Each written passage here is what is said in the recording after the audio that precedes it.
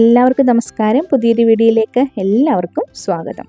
അപ്പോൾ ഇന്ന് നമ്മൾ റെഡിയാക്കാൻ പറ്റുന്ന ഈസി ആയിട്ടുള്ള ഒരു ഫ്രൈഡ് റൈസിൻ്റെ റെസിപ്പിയാണ്. അപ്പോൾ ഇഷ്ടപ്പെടുവാണെങ്കിൽ ലൈക്ക് ചെയ്യാനും ഷെയർ ചെയ്യാനും കമൻറ്റ് ചെയ്യാനും അതുപോലെ തന്നെ സബ്സ്ക്രൈബ് ചെയ്യാനും മറന്നുപോലെ. സബ്സ്ക്രൈബ് ചെയ്യുമ്പം ഓൾ എന്നുള്ള ഓപ്ഷൻ ഒന്ന് എനേബിൾ ചെയ്യണേ. അപ്പോൾ ഞങ്ങൾക്ക് പുതിയ വീഡിയോസൊക്കെ കിട്ടുന്നതായിരിക്കും. അപ്പോൾ നമുക്ക് വീഡിയോയിലോട്ട് പോയാലോ. ആദ്യം തന്നെ പാനാണെങ്കിൽ അടുപ്പത്ത് വെച്ചിട്ട് നമുക്ക് എണ്ണ ഒഴിച്ച് വെജിറ്റബിൾസ് എല്ലാം ഒന്ന് വഴറ്റി കൊടുക്കാം. വെജിറ്റബിൾസ് ഞാൻ എന്തൊക്കെയാണ് ഇട്ടതെന്ന് വെച്ച് കഴിഞ്ഞാൽ ക്യാബേജ് ഇട്ടിട്ടുണ്ടായിരുന്നു, ക്യാപ്സിക്കം ഉണ്ടായിരുന്നു, അതുപോലെ തന്നെ ബീൻസ്, പിന്നെ ക്യാരറ്റ് ഇട്ടിട്ടുണ്ടായിരുന്നു. ഒരു സവാളയാണെങ്കിൽ അരിഞ്ഞിട്ടുണ്ടായിരുന്നു. സവാളയ്ക്ക് പകരം നമുക്ക് ആണെങ്കിൽ സ്പ്രിംഗ് ഓണിയൻ ഇടാം, പക്ഷേ എൻ്റെ കയ്യിലില്ലായിരുന്നു. അത് കാരണം കൊണ്ടാണ് സവാള ഇട്ടിട്ടുള്ളത്. അപ്പം നമുക്ക് ഇപ്പോൾ നമ്മുടെ കയ്യിൽ ഇപ്പോൾ ആണെങ്കിൽ ക്യാരറ്റ് ഇല്ല എന്ന് വെച്ചുകൊണ്ട് നമുക്ക് റൈസ് റെഡിയാക്കാൻ ഇരിക്കാനൊന്നും പറ്റാത്ത അങ്ങനെ കുഴപ്പമൊന്നുമില്ല. നമുക്ക് വേണമെങ്കിൽ ബാക്കിയുള്ള വെജിറ്റബിൾസ് വെച്ചിടാം. എന്ന് പറഞ്ഞാൽ വഴുതനങ്ങായും കുമ്പളങ്ങയൊക്കെ ഇട്ടിട്ട് റൈസ് റെഡിയാക്കാമെന്നല്ല ഞാൻ ഉദ്ദേശിച്ചത്. ഈ പറയുന്ന ക്യാരറ്റ് അതുപോലെ തന്നെ ബീൻസ് അങ്ങനെയൊക്കെ ഉള്ള വെജിറ്റബിൾസ് വെച്ചിട്ട് നമുക്ക് റെഡിയാക്കി എടുക്കാവുന്നതേ ഉള്ളൂ. അപ്പോൾ നമുക്ക് ഇതാണെങ്കിൽ ഒന്ന് വഴറ്റി വരട്ടെ. അപ്പോൾ ഞാനിത് കണ്ട ഒരു ഹാക്കാണ്. ഇത് നമുക്കാണെങ്കിൽ ഒരു പാത്രത്തിലൊന്നും വെക്കാതെ നമ്മുടെ തവിയൊക്കെ ഇങ്ങനെ വെച്ച് കൊടുക്കാവുന്നതാണ്. അപ്പോൾ നമുക്കത് ഈസി ആയിട്ട് വീണ്ടും നമുക്ക് ഈ തവിയാണെങ്കിൽ തപ്പി നടക്കേണ്ട കാര്യമില്ല. അപ്പോൾ ഈ വെജിറ്റബിൾസിൽ ആവശ്യമായ ഉപ്പ് നമുക്ക് ഇട്ട് കൊടുക്കാം. ഫ്ലെയിം കൂട്ടി വെച്ച് തന്നെയാണ് നമ്മളിതെല്ലാം ഒന്ന് വഴറ്റിയെടുക്കുന്നത്. ഒരുപാട് കറിക്കൊക്കെ വഴറ്റുന്ന പോലെ അങ്ങനെ വെന്ത് പോകേണ്ട കാര്യമില്ല. അപ്പോൾ നന്നായിട്ട് ഇതൊന്ന് വഴറ്റിയെടുക്കാം. ഇതൊക്കെ കുട്ടികൾക്കൊക്കെ ആണെങ്കിൽ ഒരുപാട് ഇഷ്ടപ്പെടുന്നതാണ്. കാരണം മുട്ടയൊക്കെ ഇട്ടിട്ടാണ് ഞാൻ റെഡിയാക്കി എടുക്കുന്നത്. അപ്പോൾ ചിക്കൻ ആണെങ്കിൽ വേണമെങ്കിൽ നമുക്ക് ആഡ് ചെയ്യാം. അപ്പോൾ ഞാനിപ്പോൾ മുട്ട മാത്രം ഇട്ടിട്ടാണ് റെഡിയാക്കുന്നത്. അപ്പോൾ ഇതിനൊരു ചെറിയൊരു എരിക്ക് വേണ്ടി നമ്മൾ കുരുമുളകാണ് ആഡ് ചെയ്യുന്നത്. ഫ്രൈഡ് റൈസ് ഒക്കെ റെഡിയാക്കാൻ വേണ്ടി ഒരുപാട് എല്ലാവർക്കും അറിയാവുന്നതായിരിക്കും. ഞാനിപ്പോൾ ബസുമതി റൈസ് കൊണ്ടാണ് ഇത് റെഡിയാക്കി എടുക്കുന്നത്. സാധാരണ ചോറ് കൊണ്ട് നമുക്ക് റെഡിയാക്കി എടുക്കാം. ജസ്റ്റ് അതൊന്ന് കുരുമുളക് ഇട്ട് ഇളക്കി കഴിഞ്ഞിട്ട് നമുക്ക് വെജിറ്റബിൾസ് എല്ലാം ഇങ്ങനെ 4 കോണിലാക്കി ഇങ്ങനെ മാറ്റി അത് കഴിഞ്ഞിട്ട് നമുക്ക് കുറച്ച് എണ്ണ ഒഴിച്ച് കൊടുക്കണം. അപ്പോൾ മുട്ട നമുക്കാണെങ്കിൽ ഒന്ന് ചൂടാക്കി എടുക്കാൻ വേണ്ടിയാണ് ചെറുതായിട്ട് മുട്ട വേണമെങ്കിൽ നമുക്ക് സെപ്പറേറ്റ് ആണെങ്കിൽ ഒരു പാനിലിട്ട് നമുക്ക് ചിക്കി എടുക്കാവുന്നതാണ്.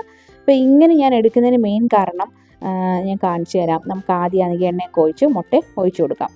അത് കഴിഞ്ഞിട്ട് ഇതൊന്ന് ചെറുതായിട്ടൊന്ന് ചൂടായി വരുമ്പോൾ ഞാൻ ഈ വെജിറ്റബിൾസ് എല്ലാം കൂടി ഇട്ട് അങ്ങോട്ട് ഇളക്കും. കാരണം അന്നേരം ഈ വെജിറ്റബിൾസിലെല്ലാം ഈ മുട്ടയുടെ ആണെങ്കിൽ ആ ഒരു ഫ്ലേവർ കിട്ടുകയും ചെയ്യും. മക്കളൊക്കെ ആണെങ്കിൽ അന്നേരം വെജിറ്റബിൾസ് ഒന്നും ഒഴിവാക്കത്തില്ല. അതാണ് മെയിൻ ഒരു എയിം എൻ്റെ. ഇപ്പം നമുക്ക് വെജിറ്റബിൾസ് വേണമെങ്കിൽ നമുക്ക് ചെറിയ കഷ്ണങ്ങളാക്കി ചോപ്പറിലിട്ട് ചോപ്പ് ചെയ്ത് നമുക്ക് എടുക്കാം. എടുത്തു കഴിഞ്ഞ് ഈ ചോറിൻ്റെ കൂടെ അതങ്ങ് മിക്സായി പൊക്കോളും. അപ്പം ആരും ഇതൊന്നും മാറ്റി വെക്കത്തില്ല. ക്യാപ്സിക്കവും അതുപോലെ തന്നെ ക്യാരറ്റും ഒക്കെ ഇഷ്ടമല്ലാത്ത മക്കളാണെങ്കിൽ അവരെന്നെ ചെയ്യും, അവരാണെങ്കിൽ ഈ മുളകൊക്കെ മാറ്റി വെക്കുന്ന പോലെ ഓരോന്നോരോന്ന് പറക്കി ഓരോ സൈഡിലോട്ടാക്കി വെക്കും. അവർക്ക് ഇഷ്ടമുള്ള കാര്യങ്ങൾ മാത്രം കഴിക്കാൻ ശ്രമിക്കും. അപ്പോൾ നമ്മൾ ചെറിയ ചോപ്പ് ചെയ്തിട്ട് ചെറിയ കഷ്ണങ്ങളാക്കി ഇട്ട് കൊടുക്കുവാണെങ്കിൽ അവർ നന്നായിട്ട് കഴിച്ചോളും. അപ്പം ശരിക്കും പറഞ്ഞാൽ പെട്ടെന്ന് തന്നെ നമുക്ക് റെഡി ആയെന്ന് തന്നെ പറയാം നമ്മുടെ റൈസ് ഇവിടെ. അത് കഴിഞ്ഞ് ബസുമതി റൈസ് ഞാനാണെങ്കിൽ വേവിച്ച് വെച്ചിട്ടുണ്ടായിരുന്നു. ഇത് കണ്ടോ, ഒരു റൈസിൽ തൊടാതെ വിട്ട് വരുന്ന മാതിരിയാണ് നമ്മൾ റൈസ് റെഡിയാക്കി വെച്ചിട്ടുണ്ടായിരുന്നത്. അതെങ്ങനെയാണെന്ന് വെച്ച് കഴിഞ്ഞാൽ നമുക്ക് വെള്ളം വെക്കുക. വെള്ളം വെച്ചിട്ട് അതിലോട്ട് കുറച്ച് ഉപ്പും അതുപോലെ തന്നെ ഉപ്പ് കുറച്ചെന്ന് പറയുമ്പോൾ നമ്മുടെ ഈ റൈസിന് ആവശ്യമായിട്ടുള്ള ഉപ്പ്, അതുപോലെ തന്നെ പിന്നെ എണ്ണയൂടെ ആണെങ്കിൽ ഒഴിച്ചിട്ട് വേണം നമുക്ക് പിന്നെ അരി കഴുകിയിടാൻ. അരി ആണെങ്കിൽ കുതിർത്ത് വെച്ചിട്ടൊന്നും ഇല്ലായിരുന്നു. നല്ല റൈസായിരുന്നു. ഇത് കാരണം കൊണ്ട് നമുക്ക് നന്നായിട്ട് അതൊന്ന് ആക്കി കിട്ടി. അപ്പം നമുക്കിതെല്ലാം ആണെങ്കിൽ ഒന്ന് നന്നായിട്ടൊന്ന് ഇളക്കി യോജിപ്പിച്ചെടുക്കാം.